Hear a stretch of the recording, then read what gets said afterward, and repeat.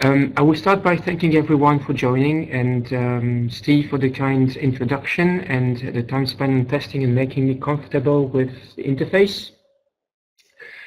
Also, as that Wilfried Hoffman is here, I also want to thank him for technical support during the work. That's the basis for today's presentation. And all of you for your attendance, and especially UCB colleagues who I can see here, who help at various levels, and especially to get approval for this presentation. So for those who don't know, a brief word about UCB. UCB is a patient-centric biopharma leader based in Belgium and focusing on severe disease in immunology and the central nervous system. It has several known medicines on the market, such as Zyrtec for allergies, Keppra for epilepsy, and Cimzia for rheumatoid arthritis, and some more. You can find more information on the website at www.ucb.com. So what brings us here today is a case study on a particular API, the last step of an API, which is an acid-catalyzed condensation with many acid-base equilibriums. And today I hope to present briefly the chemistry and then move on to the methodology that I use to model this complex system, and hopefully you'll find useful tips in there, especially starting with a complex model and reducing the complexity.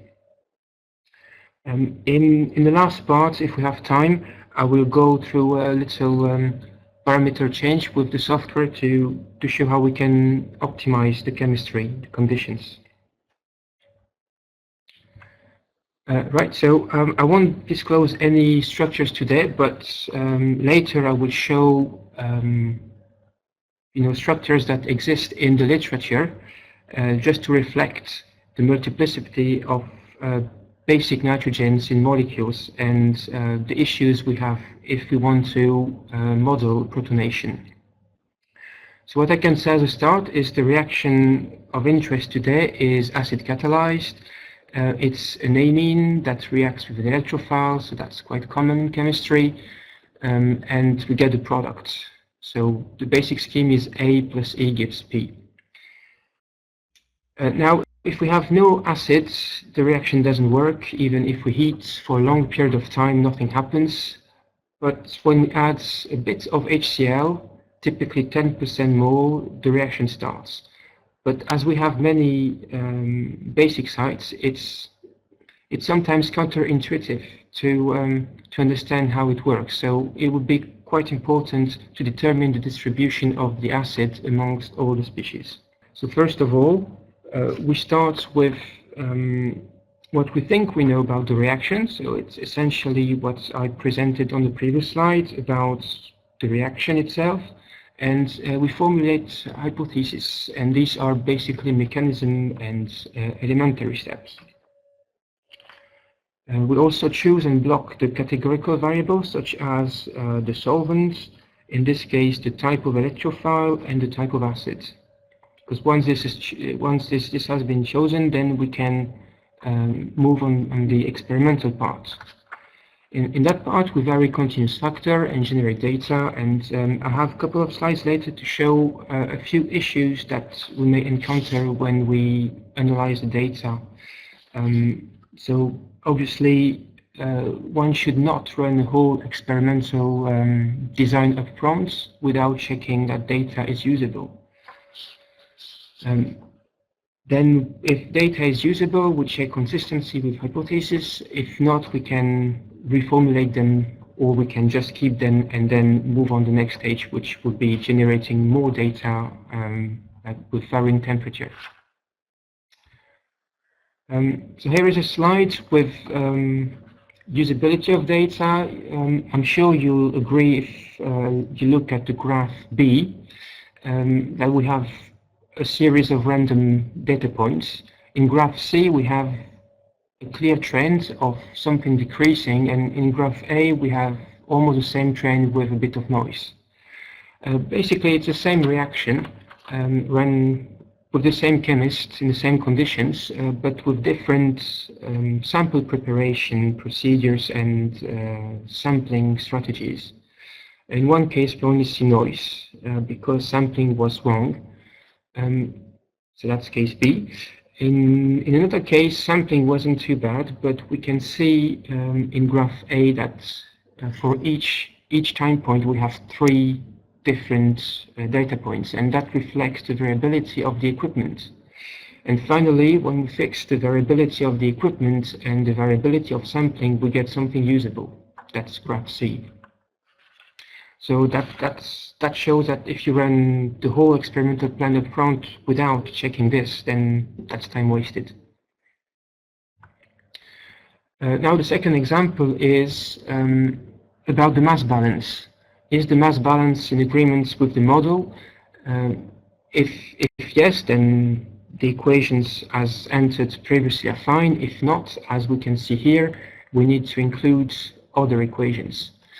So here we have the transformation A plus E gives B, and we want to check if there are no side reactions.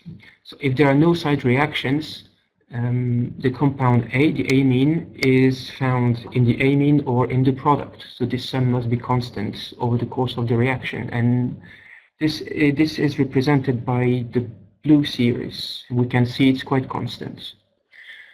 If the electrophile is conserved, then at any time the electrophile and the product is constant. The sum of them is constant. And this is not the case. And because we've performed the 2 exercises, we can deduct that the electrophile that's involved in something else. So we must include in our model reactions reflecting this. Otherwise, we can't make sense of the data. As promised earlier, I have examples of molecules which are examples of the complexity of what we deal with here. Many basic sites, and that's a trend in the pharmaceuticals. We have many nitrogen-containing compounds. So the first line, we have an amine and a heterocycle reacting to make a covalent bond, and the same type of reaction in the bottom line. What we can see is the amine can have another site within, and the electrophile can have other basic site within. So that's the sort of complexity we're dealing with here. So we identify that the major impurity is seemingly hydrolyzed electrophile with an OH group in there instead of the ethoxide. So we vary the concentration of electrophile, the concentration of water, the concentration of acid, and with 4 experiments at the same temperature, we were able to get all the parameters we needed to model it. Then we performed more experiments at other temperatures to get the activation energies. I will now focus on the part where we identified which side reactions were the relevant ones. So here is DynoChem screenshot, if you're familiar with, where we have the experimental points and the calculated curve. In this specific model, only hydrolysis was considered, 1 hydrolysis. And what we see is that as best as the model can be, it's not predictive enough, because we see a linear increase of the impurity above the maximum expected. The maximum expected is determined by the maximum amount of water present at the start of the reaction. So obviously something else is happening. Even if we identified the highest contributor to hydrolysis, to this impurity, we're missing one still. So we need to model this linear increase somehow. So we analyze the mixture in more details with other techniques, so not only NMR but also GC, and we found that a second hydrolysis is also happening, generating ammonium chloride and ethyl formate. And here is an equation of this second hydrolysis. This one involves 3 molecules of water, makes another impurity, makes also formic acid and ammonia. In the system, ammonia is readily protonated, and we get a characteristic signal for ammonium chloride. We also detected diethyl ether by GC. So we also postulate reactions generating this molecule. So the first reaction can be called a solvolysis. It's a reaction between the ethanol solvent and the electrophile itself to give diethyl ether and the same impurity. But also ethanol can react with itself, giving water, which then is injected in the hydrolysis pathways. Of course, the model has to be predictive and useful. It doesn't really have to be the true reflection of what's happening, but in our case, we were able to use that to optimize our reaction. And by optimize, we can have a definition here, which is minimize all inputs and maximize the yield. And amongst all the input, there is one, essentially, it's the electrophile that has some cost associated to it.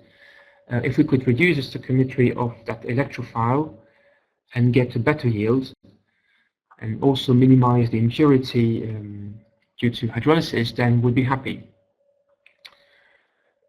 All the parameters have the expected effect on kinetics. So if we increase concentration, temperature, acid, or electrophile, we have a faster reaction. But in this case, we want to decrease the stoichiometry of the electrophile, so we'll have to compensate by increase of another parameter. So to conclude on this, we had an significant increase in yield. We started with 62% and now we have 82%. And we also simplified the process overall, because the product crystallized over the course of the reaction, while before a very long workup was necessary to get the product out. So we have a simple process and an increase in yield, and this is quite significant. This was allowed by use of DynoChem because we thought about what was really happening and causing the troubles. We aimed for a simple process, which is react, crystallize, and filter. It could be called a direct drop process. But to get that, we really needed to prevent the formation of that impurity, keep it to the minimum.